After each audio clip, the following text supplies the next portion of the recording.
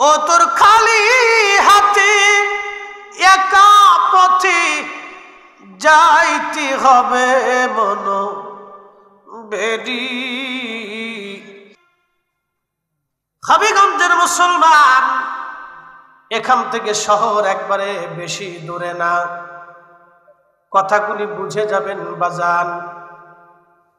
আমি কথাগুলি বলছিলাম জীবনের হিসাব মেলানোর জন্য।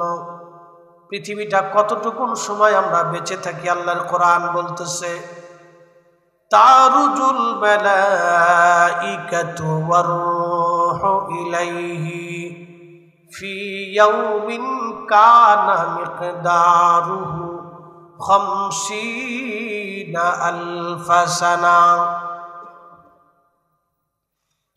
কোরআন বলতেছে হাবিব উম্মতকে জানান, কিয়ামতের পর একটা দিন এত বিরাট হবে, হাসরের মাঠের একটা দিন এত বিরাট হবে, দুনিয়ার 50,000 বছর এক জায়গা করলে যত বড় হবে, এই পৃথিবীর 50,000 বছর।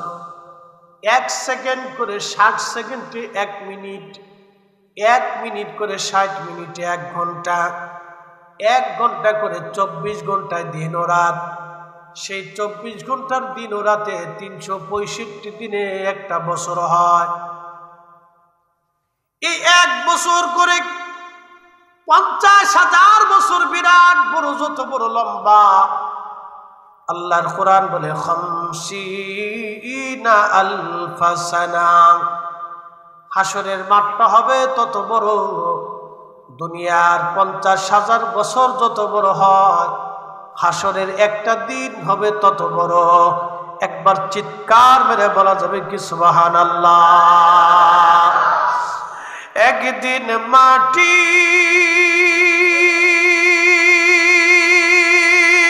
ভিতরে হবে ঘর রে মন আমার, কেন বান্ধ দালান ঘর। যেই মাটির উপরে বিরাট বড় দালান ঘর আপনি বাঁধতেছেন, এই মাটির নিচে আপনার আমার ঘর হবে। ও দক্ষিণ আনোয়ারপুরবাসী মনোযোগ দেন, আমি যতটুকুন কথা বলবো স্থিরভাবে কথাগুলি শুনে যাবেন। আহা, দুনিয়াটা একবারে অল্প সময়ের জন্য আমরা আসছি। আখিরাতের একটা দিন দুনিয়ার 50,000 বছর যদি হয়, তাহলে আজকে রাত্রিবেলা যায় বাড়ি যায় ক্যালকুলেটর দিবেন কতটুকুন সময় আখিরাতের দুনিয়াতে আমরা বেঁচে থাকি। 60 বছরের জীবনের ক্যালকুলেটর আপনি দিয়ে দেখেন যে আপনি অল্প একটু সময় দুনিয়ার মধ্যে বাঁচেন। এই সামান্য সময়ের জন্য কারো মাথার মধ্যে বাড়ি দিলাম, জমিন কেড়ে নিলাম, হক মেরে খাইলাম, আর একজনের টাকা নষ্ট করে দিলাম আর ফেরত দিলাম না, আর একজনের হক নষ্ট করলাম, আর একজনের সামান্য ধান বা ফসল আমি চুরি করে নিয়ে আসলাম। এই দুনিয়ার সামান্য সময়ের জন্য আমি ঘুষ খাইলাম, ঘুষ খাইয়া হাজার হাজার মানুষের চোখের পানি আমি ঝরাইলাম। আহা, এইভাবে দুনিয়াতে কত রং তামাশা আমি সামান্য সময়ের জন্য, বেশি সময় না। আচ্ছা বলেন তো, মানুষ যখন ঘুমায়, ঘুমানোর পরে কি দুনিয়ার আর স্বাচ্ছন্দ্য, ভালোবাসা, দুঃখ, বেদনা, দুনিয়ার আর কোনো কিছু কি তার আর মনে থাকে? থাকে না। মানুষ যখন ঘুমায় দুনিয়ার আর কিচ্ছু তার মনে থাকে না। আপনার জীবনের হায়াত যদি হয় 60 বছর, তাহলে অর্ধেকটা সময় শুধু ঘুমের মধ্যে চলে যায়। আমি 60 বছরের জীবনের 25 বছর শুধু ঘুমেই চলে যায়, বাদ বাকি আরো 35 বছর আমি ধরলাম। এই 35 বছরের কিছু সময় শুধু হেলায় হেলায় খেলায় ধুলায় চলে যায়, আরো কিছু সময় আমি কাজে কর্মে চলে গেল, কিছু সময় সন্তানাদি স্ত্রী পুত্র পরিজনের জন্য চলে গেল। খুব সামান্য সময় আমরা আল্লাহর ইবাদত করি। এই সামান্য ইবাদত দিয়ে আল্লাহর জান্নাতের আশা করা যায় না। এই সামান্য সময় দিক খোদার জান্নাতের আশা করা যায় না। দুনিয়ার মধ্যে একজন আল্লাহর ওলি ছিলেন, নবীর আশিক ছিলেন, তার নাম ওয়াইস আল কারনী রাদিয়াল্লাহু আনহু। আমি তার জীবন থেকে ছোট্ট করে একটা ঘটনা উপস্থাপন করি। হযরত ওয়াইস আল কারনী রাদিয়াল্লাহু আনহু, তার দাড়ি ছিল খুব ঘন, বুক ছিল তার প্রশস্ত, গধূম বর্ণের চেহারা ছিল তার, এবং তার পরনে ছিল সবসময় একটা মোটা জুব্বা। এই জুব্বাটা পশম দিয়ে বানানো ছিল। সিরে যে যে তালি মেরে মেরে ওয়াইস আল কারনী জুব্বা পরতেন। উনি খাইতেন কি? আনোয়ারপুরবাসী, উনার খাবার ছিল সামান্য খাবার। উনার রুজি ছিল কি জানেননি? আমাদের মতো বিরাট বড় জমির মালিক না, ছোট্ট একটা কুড়ে ঘরের মধ্যে তিনি থাকতেন। কর্ণের মানুষ তাকে পাগল মনে করত। কর্ণের মানুষ বলতো এটা লোক পাগল। দুনিয়া বিরাগী ছিলেন, সমাজ তাকে চিনত না, রাষ্ট্র তাকে মর্যাদা দিত না, সমাজ তাকে মানুষের কাতারে আনত না, পাগলের কাতারে নিয়ে যাইত। আমাদের দেশের টুকাইরা, গরিব মানুষ দেখবেন ওই আপনার প্লাস্টিক টুকায়, লোহা টুকায়, এগুলি টুকায় টুকায় নিয়ে তারপরে তারা বিক্রি করে কোনো রকম সংসার চালায়। ওয়াইস আল কারনী তিনি খেজুরের বিচি টুকাইতেন। খেজুরের বিচি ছেলেরা মেয়েরা খেয়ে খেয়ে রাস্তাঘাটে ফেলে দিত। এই বিচিগুলি টুকাই টুকাইয়া কিছু বেশি জোগাড় করে ওয়াইস আল কারনী বাজারে নিয়ে যাইতেন। বিক্রি করে যা হতো কিছু দিয়ে খেজুর কিনে নিয়ে আসতেন।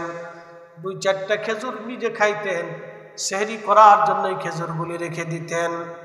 সারা রাত্র নামাজ পড়তেন, সারাদিন আল্লাহর ইবাদতে কাটাইতেন। আল্লাহ নবী সাহাবীদেরকে বলতেছিলেন, সাহাবীরা রে, যদি আমার ওয়াইস আল কারনীরে তোমরা পাও, তাহলে তোমরা আমার ওয়াইস আল কারনীর কাছ থেকে নিজেরা মাগফিরাতের জন্য দোয়া চেয়ে নিবে। আমার ওয়াইস আল কারনী দোয়া করতে দেরি হবে রে, আমার মালিক আমার মাওলা ক্ষমা করতে দেরি করবে না। চিৎকার মেরে জোরে বলেন না সুবহানাল্লাহ। আমার যদি কোনোদিন তুমি লোকের সাক্ষাৎ পাও, আমার গুনাহগার উম্মতের জন্য ক্ষমা চাইতে বইল ওয়াইস আল কারনীকে, আমার ওয়াইস দোয়া করতে দেরি হবে, আল্লাহর আসমান থেকে দোয়া আসতে দেরি হবে না। হযরত ওয়াইস আল কারনী রাদিয়াল্লাহু আনহু, ও যুবকরা আপনারা শুনে যান, যুবক বন্ধুরা শুনে যান, উনি জীবনে কোনোদিন শাদী করেন নাই, শাদী করেন নাই, তিনি বিয়ে করেন নাই। হযরত ওয়াইস আল কারনী যেখানে কাল সেখানে, এখানে সেখানে তিনি ঘুরে বেড়াইতেন। পাহাড়ে পর্বতে ঝড়ে জঙ্গলে গিরি গহ্বরে তিনি ঘুরে বেড়াইতেন। আহা, ওয়াইস আল কারনীর একটা সম্পদ ছিল, এই সম্পদের নাম ছিল মা। ও যুবক শুনে যাও, ওয়াইস আল কারনীর একটা সম্পদ ছিল, সম্পদের নাম ছিল মা। মাটা ছিল অন্ধ, চোখে দেখতো না। মা ছিল বৃদ্ধা, অন্ধ, পিঠে করে নিয়ে ঘুরে বেড়াইতো মরুর পর মরু, শত শত মাইল রাস্তা ওয়াইস আল কারনী মাকে কাঁধে করে নিয়ে ঘুরে বেড়াইতো। আহা, নিজে রান্না করতো, মারে খাওয়াই দিত, মাকে গোসল করাইতো। একটা মা সন্তানকে যেইভাবে গোসল করাইয়া, খাওয়াই দাওয়াইয়া, ঘুম পাড়াইয়া রাখা, বিছনা পরিষ্কার থেকে শুরু করে কাপড় চোপড় পরিষ্কার করা পর্যন্ত মাকে হযরত ওয়াইস আল কারনী মার সেবা করত। একবার জোরে বলা যাবে কি আল্লাহু আকবার।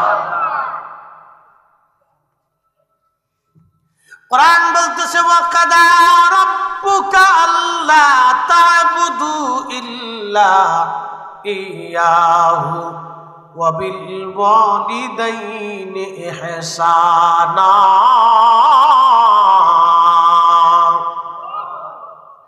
আল্লাহর কোরআন বলে, আমার বান্দা, আমি আল্লাহর ইবাদত করবা, আমি আল্লাহর ইবাদত করার পরে পৃথিবীর মধ্যে তুমি আর একজনকে মহব্বত করবা, ইহসান করবা, দয়া করবা, ভালোবাসবা। আমি আল্লাহর ইবাদত গোলামি করার পরে দুনিয়ার মধ্যে আরেকজনকে ভালোবাসবা। ওয়াবিল ওয়ালিদাইনি ইহসানা, তোমার বাবা মার সঙ্গে তুমি সুন্দর আচরণ করবা, ইহসান করবা, দয়া করবা, মায়া করবা। এমন ভাবে দয়া করবা, মায়া করবা, আল্লাহর কোরআন বলে ইম্মা ইয়াবলুগান্না ইনদাকাল কিবার, এ বান্দা তোমার ওই বাবা মা যদি বৃদ্ধ হয়ে যায়, বুড়া হয়ে যায়, খুনখুনে বুড়া।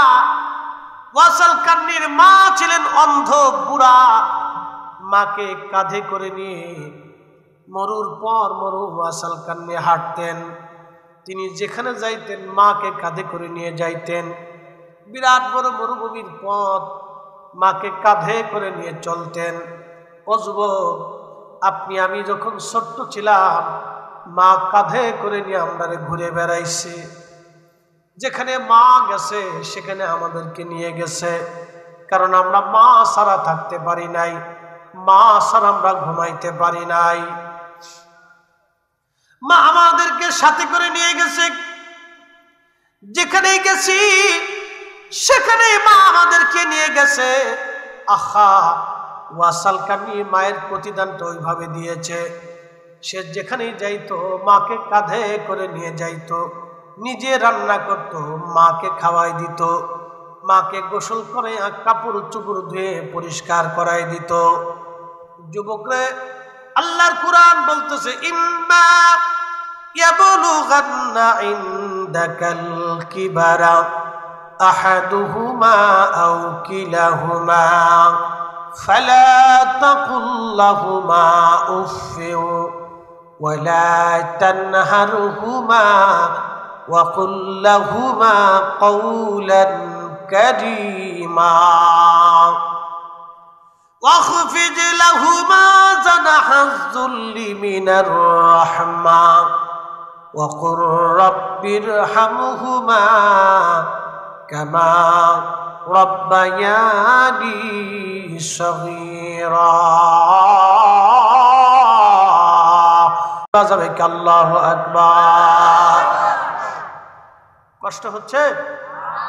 কথা বোঝা যায়?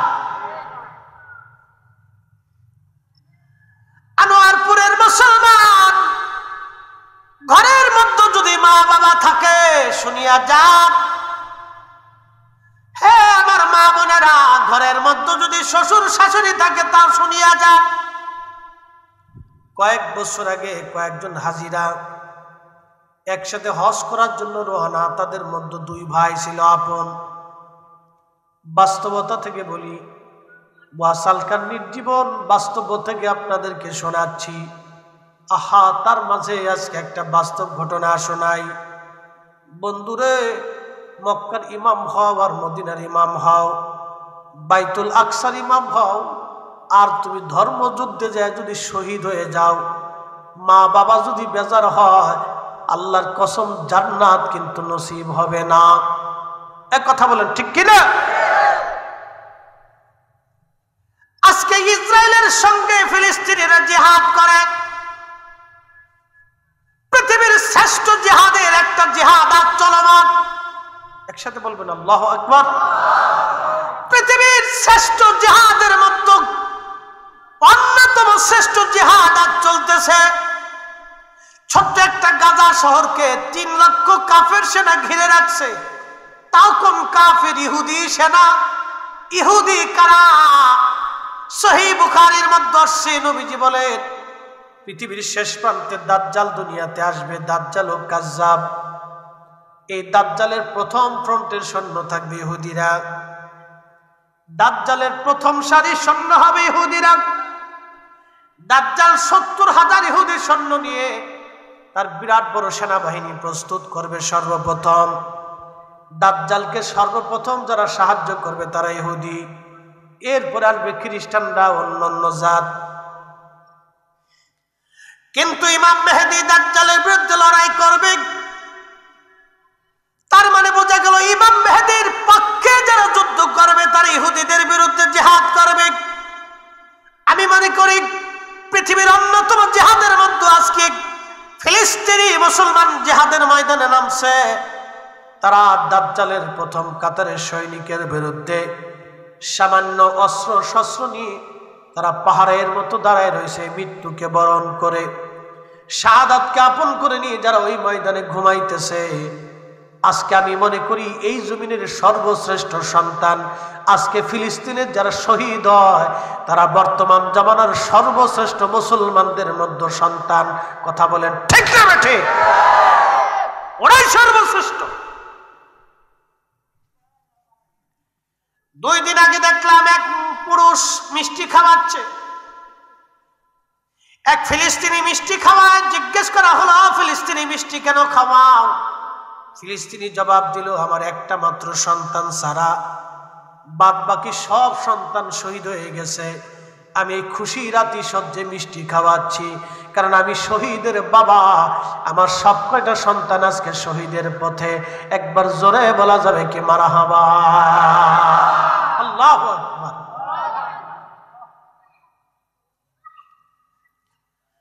ওই দিকে যদি দৃষ্টিকোণ দেন তাহলে আমরা কি মুসলমান? তেলের গাড়ি তেলে চলে, হাওয়ার গাড়ি হাওয়ায় চলে, বিনা তেলে চালায় গাড়ি নবী সুলাইমান। আমরা সেই মুসলমান। মসজিদে জুতা চুরি করি আমরা। আসতে করলেন কে? জোরে কর। মসজিদে জুতা চুরি করি। মসজিদের জুতা কি কুত্তায় লয়ে যায়? গেডাই লয়। মসজিদের জুতা চুরি করে কোনো হিন্দু যায়, বৌদ্ধ যায়, খ্রিস্টান যায়? তো কেডাই যায়? মুসলমান যায়। আরে মসজিদের জুতা চুরি করে যে মুসলমান, এই মুসলমান দিয়ে কি হবে?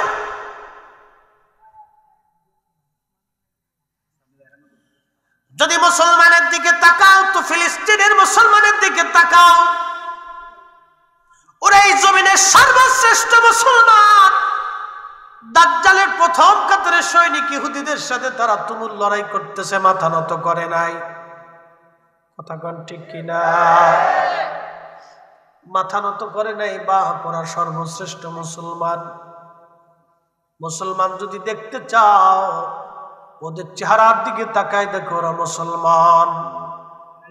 ও নারী, তুমি যদি নারীর দিকে তাকাও, আজকে ফিলিস্তিনের নারীর দিকে তাকায় দেখো, তুমি মেকআপ ছাড়া তো সৌন্দর্য মনে করো না, কিন্তু আজকে ফিলিস্তিনের নারীরা মেকআপ ছাড়া আল্লাহ তাদেরকে সুন্দর করে বানাইছে। ফিলিস্তিনের বাচ্চাদের দিকে তাকাও, একটা বাচ্চাগুলি মনে হয় আল্লাহ জান্নাত থেকে হুর গিলমানগুলি নিয়ে আসছে। এই বাচ্চাগুলি বোমার আঘাতে আঘাতে শহীদ হয়ে রক্তাক্ত হয়ে যাচ্ছে। আজ এত সুন্দর সুন্দর বাচ্চাগুলি শহীদ হয়ে যাচ্ছে। ফিলিস্তিনের বাচ্চাগুলি এত সুন্দর। ও নারী, তুমি তো মেকআপ নষ্ট হওয়ার ডরে ওযুই করো না। কি কথা কর না? ও মেয়ে তো মেকআপ নষ্ট হবেই ভরায় ওযুই করে না বেটি। সেই বেটি দেয়া হবে টাকি। বলেন সারা রাত ফেসবুক আর ইনস্টা জলসা সারা বেটি বুঝে না। পেটে বাচ্চা, বাচ্চালে মহিলা সারা রাত টিভি দেখে। এই বাচ্চা জন্ম হওয়ার পর ওই বাচ্চা মোবাইল ছাড়া কিছুই বুঝে না। যদি মুসলমান দেখতে চাও, ফিলিস্তিনের নারীদের দিকে তাকাও বোন। সৌন্দর্য অনেক। ইচ্ছা করলে ফিলিস্তিন ছেড়ে দিয়ে পৃথিবীর অন্য কোনো দেশে আসতে পারতো না। বাইতুল আকসার জন্য তারা লড়াই করে যাচ্ছে। এই মাগুলি দুনিয়ার মধ্যে শ্রেষ্ঠ নারী যদি দেখতে চাও, আজ ফিলিস্তিনের নারীদের দিকে তাকাও। দুনিয়ার শ্রেষ্ঠ শিশু বাচ্চা যদি দেখতে চাও, ফিলিস্তিনের বাচ্চাদের দিকে তাকাও। দুনিয়ার শ্রেষ্ঠ যুবক যদি দেখতে চাও, ফিলিস্তিনি যুবকদের দিকে তাকাও। নিজের চোখের সামনে ভাই শহীদ হয়, বোন শহীদ হয়, মা বাবা শহীদ হয়, বন্ধুরা শহীদ হয়, তারপরেও তারা মিথ্যার কাছে মাথা নত করে নাই। কথা বলেন ঠিক কিনা? সেই মুসলিমরা ওই জমিনটা হযরত সাইয়্যিদুনা ইব্রাহিম আলাইহিস সালামের জমিন। আপনারা হয়তো জানেন না, আজকে পরিচয় দিয়ে যায়। ওই ফিলিস্তিনটাই সাইয়্যিদুনা ইব্রাহিম আলাইহিস সালামের জমিন। ওই ফিলিস্তিনটাই হযরতে আম্মাজান সারা আলাইহিস সালামের জমিন। আম্মাজান সারা সেই মা হযরত আদম সফিউল্লাহ আম্মাজান হাওয়া আলাইহিস সালামের পর থেকে হযরত সারার মতো এত সুন্দরী নারী কোনো মা জন্ম দিতে পারে নাই। ওই ফিলিস্তিনি নারীদের পূর্ব মা আম্মাজান সারা, আমাদের আব্বাজান হযরত ইব্রাহিম খলিলুল্লাহর বিবি। এত সুন্দর আল্লাহ তারে বানাইছিলেন। বর্ণনার মধ্যে আসছে শরীরের ভিতরে যে রগ আছে, এই রগের ভিতর যে রক্ত যাইতো সেটা সে মানুষ দেখা যাইতো না। না হয় না, আরো জোরে বলেন সুবহানাল্লাহ। তার সন্তান হযরত ইসহাক, ইসহাক আলাইহিস সালামের সন্তান হযরত ইয়াকুব, ইয়াকুবের সন্তান হযরত ইউসুফ। সূরাতি ইউসুফ বেদারি হিকমতে লুকমালে মা করিয়ে কুরআন কারি আই দিলে সাদেলে মা। এত সুন্দর করে আল্লাহ ইউসুফরে বানাইছিল। তার সৌন্দর্য দেখে মিশরের নারীরা হাত কেটে ফেলে দিয়েছিল কমলা কাটার বিনিময়ে, কিন্তু বুঝতে পারে নাই হাত কেটে যাচ্ছে। আমাদের নবী কত সুন্দর।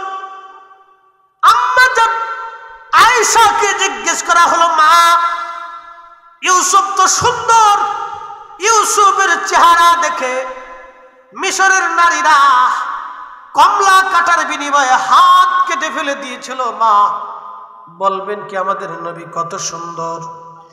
হযরত আম্মা জান আয়েশা সিদ্দিকা ডাক দিয়ে বলল, ও আরবের মুসলমান, যদি মিশরের মানুষ ইউসুফের জায়গায় আমাদের নবীকে দেখতো, শুধু হাত না কেটে কেটে কলিজা পর্যন্ত কেটে যাইতো, তারপরেও তারা বুঝতে পারতো না তাদের কলিজা কেটে যায়। আমাদের নবী এত সুন্দর। একবার জোরে বলা যাবে সুবহানাল্লাহ? একসাথে আরো জোরে। প্রশ্ন করে জবাব দিবেন, নবীর মতো ইজ্জতওয়ালা কোন মা জন্ম দিতে পারছে? নবীর মতো ইজ্জতওয়ালা ফেরেশতাদের মধ্যে আছে? নবীর মতো ইজ্জতওয়ালা জিনদের মধ্যে আছে? নবীর মতো ইজ্জতওয়ালা সৃষ্টির মতো আর কিছু আছে? এই জোরে বলেন আছে? জোরে বলেন আছে?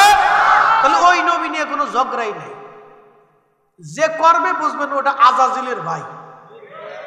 হ্যাঁ, আসতে বলেন কেন? জোরে বলেন। ওর দাড়ি আমার চাইতে যদি লম্বা থাকে তাও ওটা আজাজিল।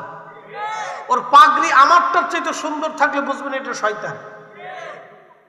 এক কথায় ক্লিয়ার, কোনো ঝগড়া ফাসাদের দরকার নেই। ডাইরেক্ট অ্যাকশন মেরে দিচ্ছে। হ্যাঁ, বাকি ঝুঁকি করে লাভ। ওই শয়তানের সাথে কোনো কথা নেই। কথা বুঝতে পারছেন? ওই শয়তানের সাথে কোনো কথাই নেই। ওর সাথে কি কথা বলতে হবে? ফাজিল হুজ্জাত বেয়াদব, রসুলই চিনতে পারে না। এক বাক্যে সৃষ্টির মধ্যে রসুলের তুলনা আর রসুল ছাড়া আর কিছু নেই। একজনে বলেন ঠিক কিনা? হাত উঁচু করে বলেন ঠিক কিনা?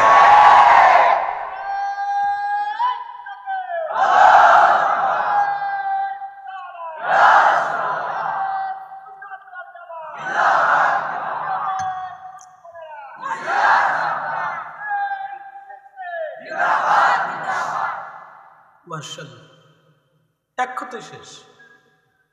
বলে দলিল কি? বেটা কোরআন সবটাই রসুলের জন্য দলিল। কি কথা ঠিক কিনা? পুরা কোরআনটাই রসুলের জন্য দলিল। তুই না বুঝলে পড়ে বুঝে নে। নিজের খায় তোর এত বুঝাইতে হবে কেন? সব নবীরা যার কাছে অসহায় ছিল, আমি তার মর্যাদা সম্পর্কে তোমার নতুন করে বুঝাইতে হবে। হ্যাঁ, আনোয়ারপুরের মুসলমান খুবই মনোযোগ দিয়ে শুনিয়া যান। হাজরাতে ইব্রাহিম আলাইহিস সালামের দুইটা সন্তান ছিল। একজন সন্তানের নাম হযরত ইসমাঈল আলাইহিস সালাতু ওয়াস সালাম, আরেকজন সন্তানের নাম হযরতে ইসহাক আলাইহিস সালাতু ওয়াস সালাম। হযরত ইসহাকের একটা সন্তান, দুইটা সন্তান আল্লাহ দিয়েছিল। বড় সন্তানের নাম ছিল ঈস, ছোট সন্তানের নাম ছিল ইয়াকুব। ইব্রাহিম আলাইহিস সালামের দুইজন নাতি, ইসহাকের ঘরে ইব্রাহিম আলাইহিস সালামের দুইজন নাতি, একজনের নাম হযরত ঈস আর একজনের নাম ইয়াকুব। ঈস ছিল বড়, ইয়াকুব ছিল ছোট। এই ইয়াকুবকে বলা হতো ইসরাইল, ইয়াকুবের আর একটা নাম ছিল ইসরাইল। ইসরাইল, ইহুদিরা বলে ইসরাইল, ইসরাইল। এই ইয়াকুব আলাইহিস সালামের একটা নাম ছিল ইসরাইল। ইয়াকুব আলাইহিস সালামের বংশে যত সন্তান দুনিয়াতে আসছে এদেরকে বলা হতো বনি ইসরাইল। এই বনি ইসরাইলের মধ্যে আল্লাহ ৭০,০০০ নবী পাঠাইছে। কম বেশি হতে পারে কোনো কোনো বর্ণনায়, তবে এই বনি ইসরাইলের মানুষ এতটাই উগ্র আর বেয়াদব, তারা ৩০০ নবীকে হত্যা করেছে। ৩০০ নবী হত্যা করেছে তারা। যারা জাতি ৩০০ নবীকে হত্যা করে, সেই জাতি ফিলিস্তিনি নিরীহ মানুষ হত্যা করবে, তাতে আশ্চর্য হওয়ার কিছু নাই। কি কথা বলেন, ঠিক কিনা? এই জন্য হিটলার বুঝার কারণে এদের ৬০ লক্ষ ইহুদি হত্যা করছিল হিটলার আসলেই অরিজিনাল নেতা, যে বুঝতে পারছে ইহুদিরা হলো দুনিয়ার বড় শয়তান, ঠিক কিনা? হিটলার বুঝতে পারছিল যে ইহুদির জাত এটা হলো দুনিয়ার সবচেয়ে নিকৃষ্ট জাত।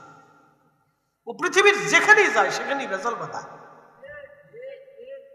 ও যেখানেই গেছে সেখানেই ভেজাল বাঁধাইছে। সারা দুনিয়া ওদের ইতিহাসে পারস্য সাম্রাজ্য, রোম সাম্রাজ্য, যত সাম্রাজ্য ইতিপূর্বে গেছে সব সাম্রাজ্যের মানুষ ওখানে পিটিত। ও যেখানে যাইতো খালি ভেজাল বাঁধাইতো। রাজদরবারে ভেজাল বাঁধাইতো, এলাকায় ভেজাল বাঁধাইতো, সমাজে ভেজাল বাঁধাইতো, রাষ্ট্রে ভেজাল বাঁধাইতো, খালি অশান্তি বাঁধাইতো, খালি মারামারি, কাটাকাটি, ঝগড়া, ফাসাদ, জুমজার এগুলি করে বেড়াইছে। খুব ঢ্যাঙ্গার জাতি আর বেয়াদব। প্রিয় মুসলমান, হযরত ইয়াকুব আলাইহিস সালাম এবং ঈস দুইজন একসাথে জন্ম নিল। তারা যমজ ভাই ছিল। কষ্ট হচ্ছে আপনাদের? বলবো সারা রাত্র যেমনি কইতেছেন সারা রাত একসাথে বলি তো আল্লাহু আকবার। হ্যাঁ, সারা রাত্র না, নিয়ত করছেন, আল্লাহ নেকি লিখে দিছে। আল্লাহর মনে খুব অভাব টভাব পড়ছে, হ্যাঁ, খুব কিপটে। আচ্ছা, জুমার নামাজ যারা পড়েন না তারা শুনে যান, আর যারা পড়েন তারাও শোনেন। যখন মুসল্লি জুমার নামাজ পড়ার জন্য বাড়ি থেকে গোসল টোসল করে উত্তম পোশাক পরিয়ে, পুরান হোক কিন্তু পরিষ্কার, ধোয়া, আতর গোলাপ লাগাইয়া মুসল্লি রওনা দিছে, মসজিদে যেছে, ইমাম সাহেবের কাছাকাছি বসছে, যাইয়া নামাজে বসছে, নামাজ পড়ছে ভদ্রচিত ভাবে, হই হুল্লা না করে, কথাবার্তা না করে, ইমাম সাহেবের খুতবা বয়ান চুপচাপ শুনে নামাজ কালাম করে বের হয়ে আসছে। আল্লাহ রাসূল বলতেছেন, উম্মত রে, ওই বান্দার আমল নামাতে আল্লাহ প্রত্যেক কদমে কদমে, প্রত্যেক পায়ে পায়ে 1 বছরের নফল রোজা, 1 বছরের নফল নামাজ, 1 বছরের নফল রোজা, 1 বছরের নফল নামাজ, 4 টাকানি কথা না, 24 ঘন্টায় নফল নামাজ পড়লে যেই নেকি, এরকম সারা বছর একটানা বিরতিহীন নামাজ পড়লে যে নেকি, বিরতিহীন একটা বছর 365 দিন রোজা রাখলে যেই নেকি, প্রত্যেক কদমে কদমে ওই নেকি আল্লাহ বান্দার আমলনামায় লিখে দেয়। তাহলে আল্লাহ কিপটে, জোরে কোন আল্লাহ কিপটে? যদি কিপটে হইতো তাহলে এত সব দিত? আল্লাহ কিপটে না। আমরা হচ্ছে নিতে চাই না, আমরা হলাম কিপটে। আমরা নিতে চাই না, খালি সুবরি চুরি করবার চাই। এই সুবরি চোর কিরা কিরা আছে হাত উঁচা করতো।